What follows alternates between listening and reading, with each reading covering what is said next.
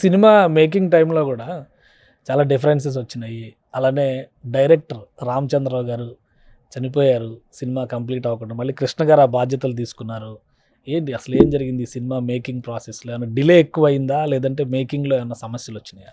ఏమి డీల్ అవ్వలేదు. అనుకున్న టైంకి మీరు ప్లాన్ అనుకున్న చేసుకొని టైంలోనే ఆయన ఫస్ట్ డే షూటింగ్ అవ్వగానే హాస్పిటలైజ్ అయ్యాడు. రామచంద్ర రామచంద్రరావు గారు డైరెక్టర్. హాస్పిటల్ అడ్మిట్ అయ్యాడు. డాక్టర్స్ అభిప్రాయం చెప్పేశారు.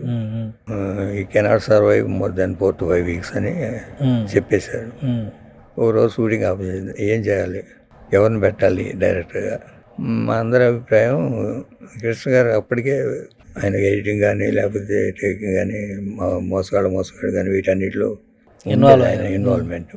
ఇంకోటి ఓన్ చేసుకోలేనేమో అనే ఉద్దేశంతో ఆయన అయితేనే పెట్టమని అందరం పోస్ట్ చేసాం. ఓకే. చివరికి ఆయన ఒప్పుకొని నేను చేస్తానని వారం రోజులు మెడ్రాస్లో షూటింగ్ చేసాం.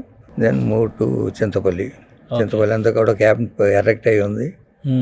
అప్పుడే మా మదర్కి ఆవిడకి బాగాలేదు. ఆవిడని తీసుకొచ్చి మన విజయ హాస్పిటల్లో చేసాం. మా బ్రదర్ హనుమంతరావు ఆయనకి స్టమక్ ప్రాబ్లం వచ్చి ఆపరేషన్ చేసి ఆయనే హాస్పిటల్ చేసాం. చాలా టెస్టులు జరిగినాయి 3-4 రోజుల్లోనే అన్ని. అయినా సరే ముందుకెళ్దామని చింతపల్లి అడవుల్లోకి వెళ్ళి 1 month అక్కడే ఉండి కంప్లీట్ షూటింగ్ అక్కడ చేసుకొచ్చాం. మెడ్రాస్ వచ్చినాక మళ్ళీ కొంచెం ప్యాచ్ వర్క్. ఓకే. మొత్తం 45 days. సో అంటే టోటల్ డైరెక్షన్ ఒక విధంగా కృష్ణ గారే చేశారు. ఆయనే చేశారు. పేరు మాత్రం రామచంద్రరావు గారు చేశారు. Great personality. అంటే ఈ రోజుల్లో సగం పార్ట్లో ఇంత చిన్న యాక్షన్ చేస్తేనే ఇంత సీక్వెల్ డైరెక్ట్ చేస్తేనే పక్కన పేరు వేసుకుంటున్నారు కదా.